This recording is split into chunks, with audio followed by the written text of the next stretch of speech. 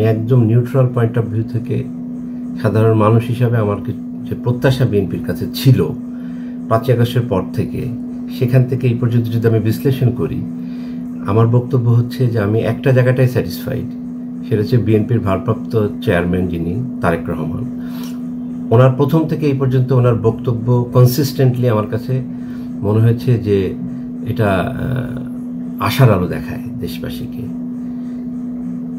But ওনার বক্তব্য side করে যদি আমি আবার বিশ্লেষণ করি যে অ্যাজ এ হোল বিএনপি দলীয় স্ট্যান্ড, দলীয় বক্তব্য, সেই জায়গাটা আমি একদমই স্যাটিসফাইড না। এটা আমি জানি না এটা ওনাদের কোনো পলিসি কিনা, দলের কোনো পলিসি কিনা। দলের স্ট্যান্ড যদি এটা হয়ে থাকে যে তারা এই বর্তমান অন্তর্বর্তী সরকারকে প্রেশার ক্রিয়েট করে যত দ্রুত নির্বাচন করাতে পারে, এটা যদি দলীয় স্ট্যান্ড হয়ে থাকে, সেই স্ট্র্যাটেজিটা নিয়ে আমি একটু দ্বিমত পোষণ করি।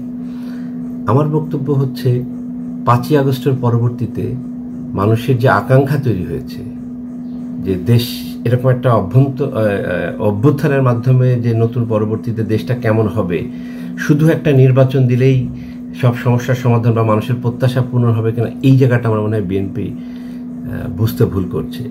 বা বুঝতে ভুল করলেও তারা যদি এটা তাদের স্ট্যান্ড হয়ে থাকে যে না, আমরা নির্বাচনের মাধ্যমে এই কাজটা আমরা পরবর্তীতে দেশ গঠন করব, যাতে মানুষের আকাঙ্ক্ষা পূরণ করব।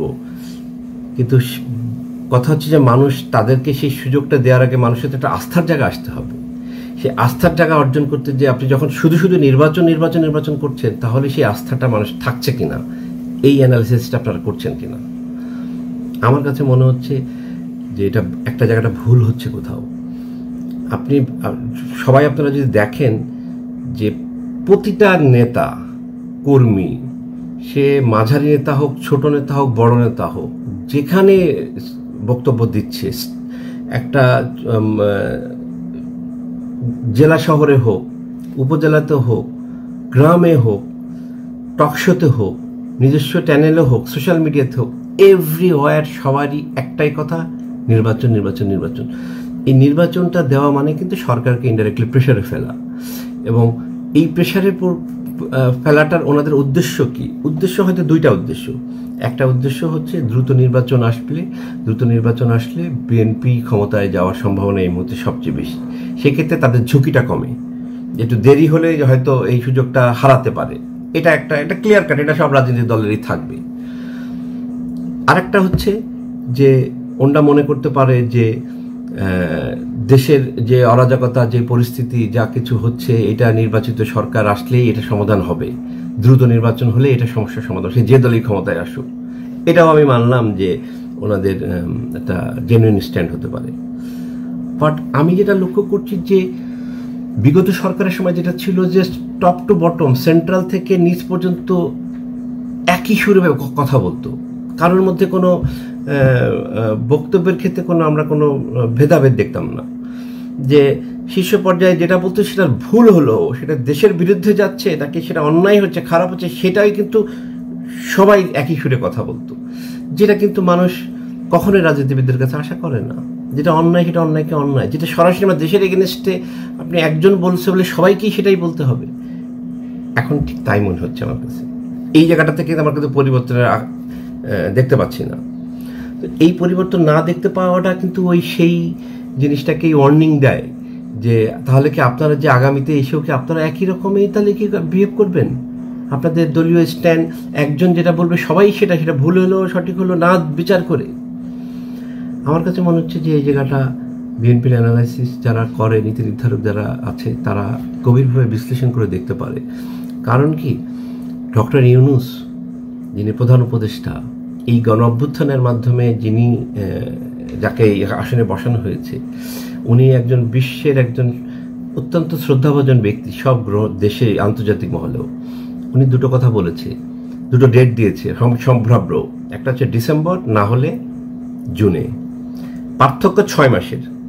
আপনি 6 মাসের সময়টাকে জন্য আপনি যেভাবে গভর্নমেন্টের এগেনস্টে স্ট্যান্ড নিচ্ছেন, নির্বাচনের করতে প্রেশার ক্রিয়েট করছেন, সেটাতে আপনাদের বেনিফিট হচ্ছে নাকি আপনাদের জনসমর্থন কমছে, এটা একটু ভাববেন।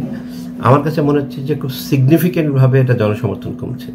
এই কারণে আমার বিশ্লেষণটা বলি। হয়তো বিএনপি এটা জেনে শুনেই করছে। বিএনপি মনে করছে যে আমাদের জনসমর্থন কমলেও আমাদের যে পরিমাণে এখন জনসমর্থন আছে, যেহেতু একটা দল মাঠে নাই বললেই চলে, তো সেই ক্ষেত্রে আমাদের যদি কিছু ভোট কমেও তাও আমরা নিরঙ্কুশভাবে আমরা জয়লাভ করব।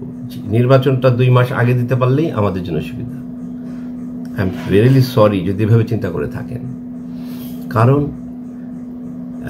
এদেশে কিন্তু শুধু ভোটের জন্য কিন্তু এই গণ অভ্যুত্থান হয়নি, বা এই জুলাই পরবর্তীতে সাধারণ মানুষের কিন্তু আকাঙ্ক্ষা নয়। আপনারা যদি মনে করে থাকেন যে না, নির্বাচনটাই মানুষ বেশি চাচ্ছে, আপনারা যেটা আপনাদের বক্তব্য প্রকাশ করছেন, আপনারা একটা গণভোটের জন্য সরকারকে প্রস্তাব দেন যে ডিসেম্বরে নির্বাচন হবে নাকি 2 বছর পরে হবে, দিয়ে দেখেন পিপলস রিয়াকশনটা আপনারা একটু যাচাই করতে পারেন। এটা যদি না হয় আপনারা অনলাইনেও করে টেস্ট করে দেখতে পারেন। আমি নিশ্চিতভাবে বলতে পারি যে সবাই কিন্তু সংস্কারের পক্ষে, এই আর্লি নির্বাচনের পক্ষে না। এই জন্যই সংস্কারের পক্ষে, কারণ এর আগেও কিন্তু 90 থেকে কিন্তু আমরা বেশ কয়েকটা ভালো নির্বাচন দেখেছি। নির্বাচনই একমাত্র সমাধান না এই দেশের মানুষের কাছে, কারণ 90-এর পর থেকে যে নির্বাচনগুলো হয়েছে সেখানে কিন্তু আমরা যদি দেখি, তখনও কিন্তু বিচার বিভাগের উপরে হস্তক্ষেপ হতো, তখনও পুলিশ প্রশাসন দলীয় ভাবে ব্যবহার হতো, তখনও কিন্তু দুর্নীতি দমন কমিশন দলীয়ভাবে কাজ করত, তখনও স্থানীয় নির্বাচনের উপরে প্রভাব হতো, তখনও কিন্তু এদেশের টেন্ডারবাজি, চাঁদাবাজি, দলীয়ভাবে দলীয়করণ এগুলো হতো। তার মানে একটা নির্বাচনই কিন্তু এই মুহূর্তে মানুষের প্রত্যাশা পূরণ করছে না। জনগণ চাচ্ছে, আমরা চাচ্ছি যে একটু 6 মাস দেরি হলে হোক, কিন্তু এরকম অভ্যুত্থান তো আর আগামী, আমরা চাই না যে 50 বছরেও হোক, 100 বছরেও হোক। এরকম ছাত্ররা প্রাণ দিছে, এরকম এটা ঘন ঘন হয় না। তো এই সুযোগে যদি রাষ্ট্রীয় একটা আমূল পরিবর্তন যেটা ইতিবাচক, সেটা যদি করা সম্ভব হয়, এবং ডক্টর ইউনূস তো আর বছরে বছরে ওনার মতো লোক আমরা পাবো না, ইনিও যুগে যুগে শতবর্ষে একজন আসবে বাংলাদেশে। সেই ব্যক্তিটাকে এরকম একটা মোক্ষম টাইম আমরা পেয়েছি, তার যে আন্তর্জাতিক কানেকশনস, তার যে চেষ্টা, এই চেষ্টাটা আমাদের 6 মাসে খুব একটা আমাদের লস করাবে না। কিন্তু তার বিনিময়ে যদি আমাদের একটা বড় ধরনের সংস্কার হয়, যার সবচেয়ে সুফল ভোগ করবে কিন্তু রাজনীতির দলরাই, কারণ ওনাদের তো মূল আকাঙ্ক্ষা, মূল উদ্দেশ্য তো দেশকে সাফ করা। তো সেটা যদি হয়ে থাকে তাহলে এই সুযোগটুকু দেওয়া উচিত ওনাকে, এবং যেটা জনগণ চাচ্ছে।